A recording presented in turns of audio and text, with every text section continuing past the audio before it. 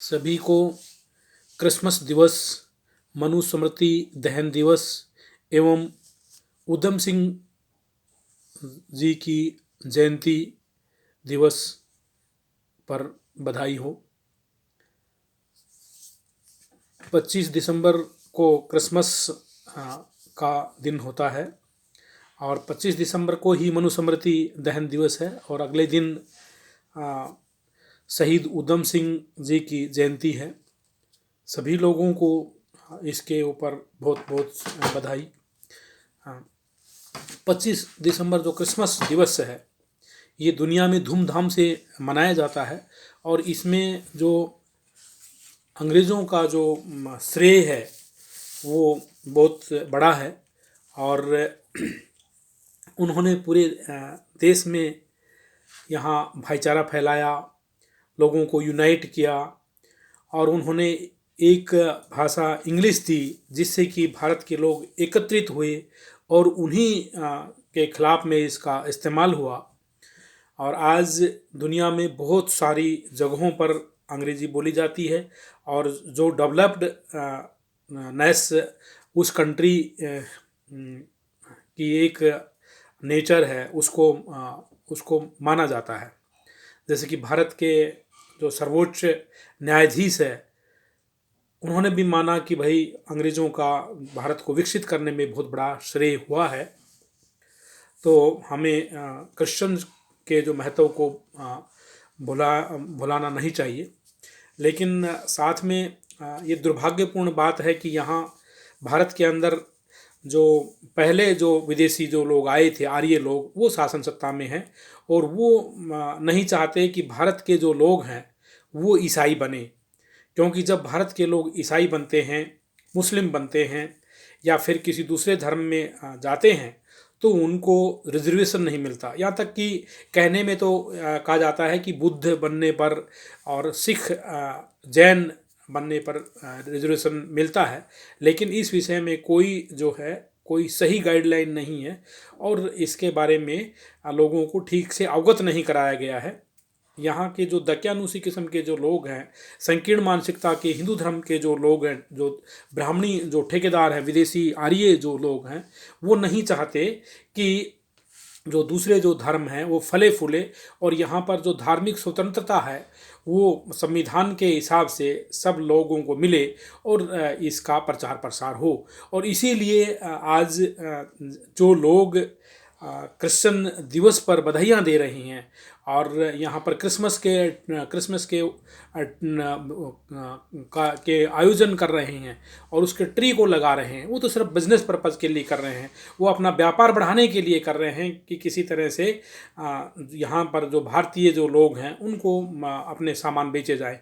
वरना यहाँ की जो सरकारें हैं, जो आर्यों की पार्टियाँ रही हैं, कांग्रेस पार्टी रही हैं, अब बीजेपी सत्ता में है या दूसरी पार्टियाँ सत्ता में आएंगी तो ये ईसाइयों को आरक्षण नहीं देना चाहती हैं, ये ईसाइयों को उनकी संख्या के हिसाब से आरक्षण नहीं देना चाहती हैं। और यहाँ के जो देशद्रोही मानसिकता के जो लोग हैं, विदेशी मानसिकता के जो लोग हैं, वो यहाँ कहते हैं कि हम धर्म के नाम पर किसी को रिजर्वेशन नहीं देंगे।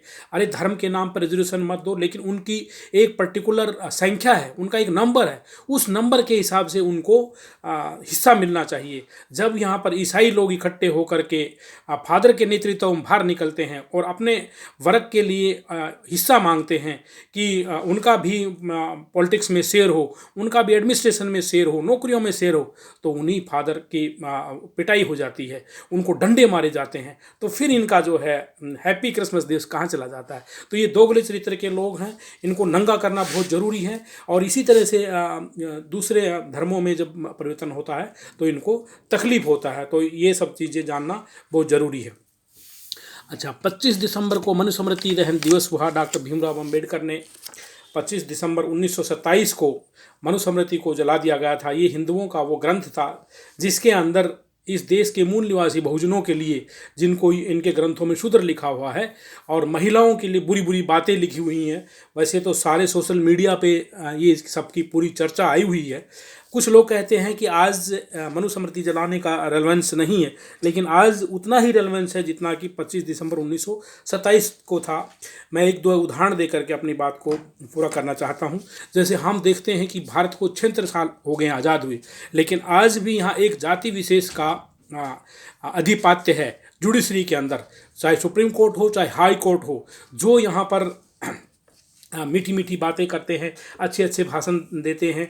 और यहाँ डॉक्टर अम्बेडकर की जो सुप्रीम कोर्ट में जो फोटो लगाते हैं, उनसे पूछो कि भाई एक जाति विशेष के जज क्यों हैं, क्यों नहीं भूतपूर्व राष्ट्रपति के आर नारायण की उस बात को संदर्भ मान के सभी लोगों को भागीदारी दी जाए कि सभी जातियों के अंदर योग्य व्यक्ति हैं तो उनको जज क्यों नहीं बनने दिया जाता। तो ये मनुस्मृति के अंदर लिखा हुआ है कि भाई केवल ब्राह्मण जाति का व्यक्ति ही श्रेष्ठ है, बाकी जो लोग हैं वो अधम हैं और शूद्र हैं। अगर उस बात का यदि कोई इम्पोर्टेंस नहीं है तो आज क्यों नहीं सभी जातियों के लोग जो हैं वो जज बने।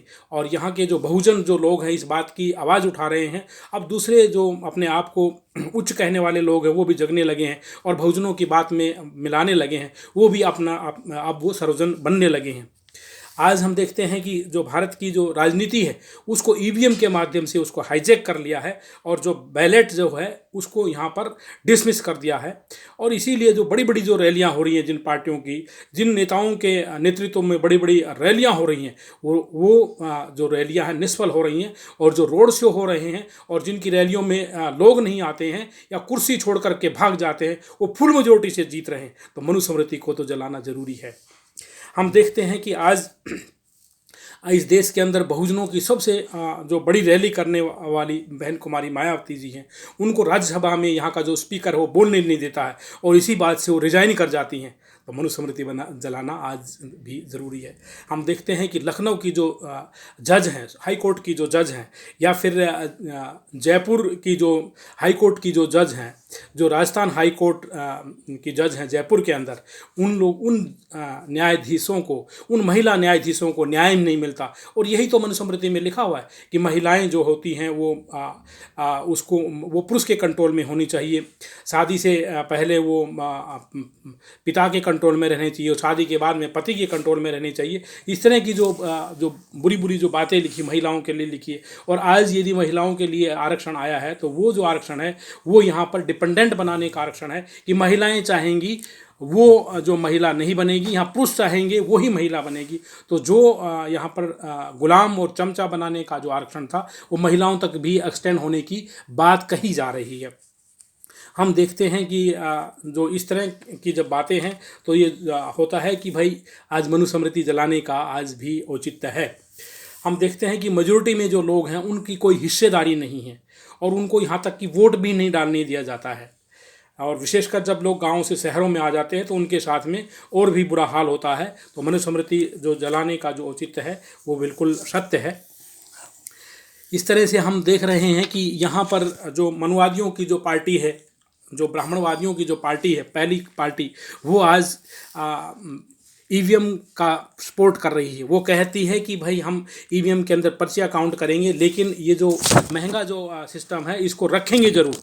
वो कहते हैं कि बैलेट यूनिट और यहाँ पर कंट्रोल यूनिट और वीवीटी और इसका बैटरी रखना और इसके अंदर टेम्परेचर मेंटेन करना आदि जो सिस्टम है, ताम झाम है, खर्चीले हैं, किसी की समझ में नहीं आती, उस सिस्टम को यहाँ की जो पार्टी है कांग्रेस पार्टी वो रखना चाहती है।